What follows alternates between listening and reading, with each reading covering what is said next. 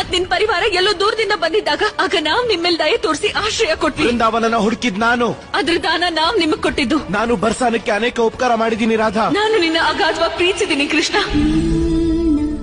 ಬಿಟ್ಟು ಹೇಗಿರಲಿ ನಾನು ಒಬ್ಬಳೇ, ನಿನ್ನ ಪ್ರೀತಿಯಿಲ್ಲದೆ ನಾನು ತಪ್ಪಲಿಯಂತೆ ಕೃಷ್ಣ. ನಾನ್ ನಿರ್ಧಾರ ಮಾಡಿದ್ದಾಗಿದೆ. ನಿನ್ನನ್ನ ನಾನ್ ಮದ್ವೆ